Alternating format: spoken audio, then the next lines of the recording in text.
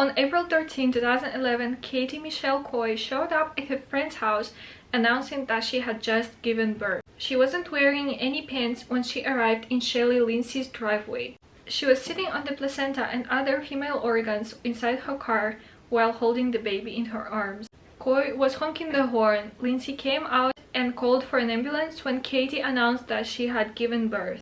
Katie got out of the car with the baby boy in her arms and his mother's reproductive organs attached to the baby. Katie asked her friend to snap a picture of a baby to send it to her husband, Shannon Coy, who was working out of town. He received the message with the picture, but later he said that he had already left Katie at the time of the events and he actually planned on moving on with his life without her. Butler County emergency medical personnel arrived at Lindsay's home and took Katie and the newborn to the medical center at Bowling Green, where Katie was examined by Dr. Sarah Mangold. Medical personnel were suspicious of Katie and notified the Bowling Green Police Department, which in turn called Kentucky State Police. Mangold told detectives that Coy could not have given birth to the boy she brought in with her. The doctor also told detectives that it was unlikely that the woman could survive her organs being cut out in that manner. Coy told Kentucky State Police detectives that she was the mother of the baby, but later she changed her story and started saying that she bought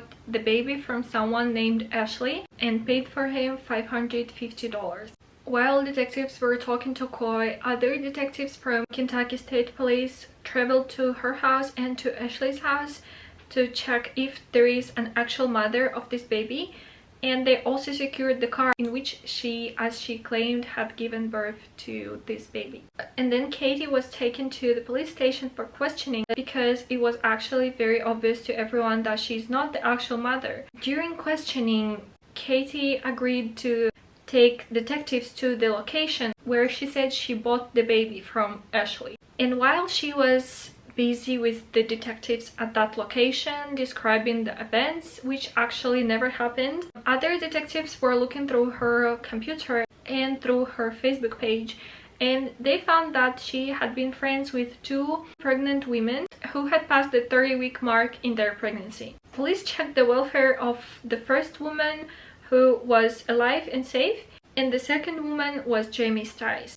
When police arrived at Jamie's home, which she shared with her mother, Jamie's mother, Jenny, said that she hadn't seen her daughter in several hours, but she told police that Jamie had gone with Katie Coy on April 13th to get some baby clothes. After learning this information, detectives started questioning Coy about Jamie's style, and she previously admitted that there was no one named Ashley, but when she heard Jamie's name, she said that Ashley killed Jamie.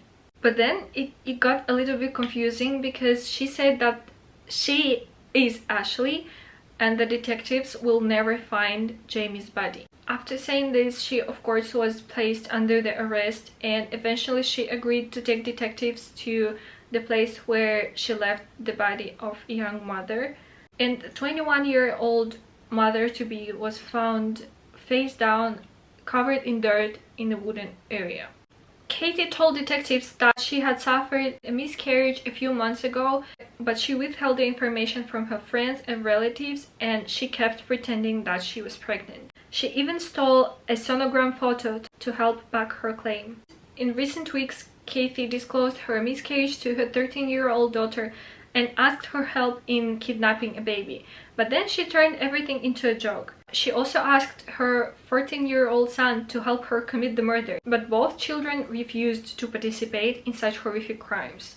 Katie met Jamie on a Facebook page several weeks prior to the events, and Jenny's mother, Jamie Stice, said that several days prior to the murder, Coy struck up a conversation with Jamie, saying that she was also pregnant and she was the relative of a family friend and that she was employed by an organization that could help Stice obtain the help with baby clothes and money.